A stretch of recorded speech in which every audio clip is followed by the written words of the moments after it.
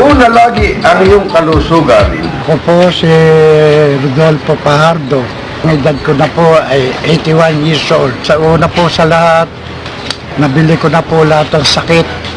May sakit akong arthritis, diabetes, sakit sa puso, prostate, glaucoma, at marami pang iba. Pumunta ako kay Carey.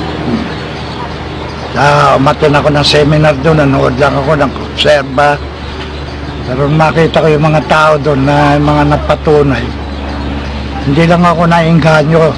Bumili na kaagad po ako ng noon pang meron 10%, 20, 30, 55.5. Bali 5 klaseng bote po yung una. Nag-umpisa po ako sa 1 set. Iniinom ko po sa umaga yung 10, 20 sa tanghali, sa hapon yung 30. Yung 55.5 bago ako matulog. Pero po nang makaramdam na po ako ng kagalingan, totoo nga po, wala pa to, operahin tong glaucoma ko sa kaliwa kong mata. Hindi ko na po pino-opera. Gulat nga po sa akin yung doktor ng muling ko pagpapatingin.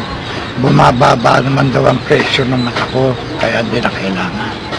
Yung prostate ko, naka-schedule na po akong operahin para operahin. Laki yung sinisingil sa akin. Sabi ko, pag-iipunan ko muna. Nung mga kainom na po ako ng halos 3 buwan na, bigla na lang umihi po ako na inihi ko yung bato, yung maliliit na parang mga bato. Kaya ganun na lang po nang pa-check up na naman ako. Sabi ko, lumit na itong bato mo. Saka halos wala na. Kaya gano'n lang po ang tuwa ko, una sa Diyos, pangalawa kay Carey, kung hindi po sa King Herbal niya. Siguro po, baka asa lupa na po ako, below the belt na po ako, baka hindi na naman ako nakapagpatunay ngayon. Kaya ang sekreto po, nasabi ko po sa inyo, hindi po ako binayaran ni Carey na upang advertise ko ang kanyang kalakal. Sabi lang po ako ng totoo. Ang naramdaman ko, yung una nga, yung dumumi ako na napaka-bako, na talagang saka ang itim-itim, pinawisan ako malagkit. Yung ugat ko, parang mga binubunot yung mga ugat ko.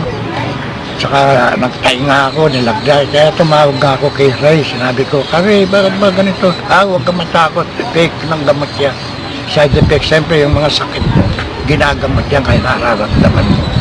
Itong talampakan ko, parang sinusuntot sa talampakan ko sa abdi-abdi. Kaya kayo, kung pupulba po kayo ito, talagang sa una lang po na kakaroon kayo ng pagbabago. Kaya huwag na po kayo mag-isip, inanyayahan ko po na i-try po nyo ang King Herbal.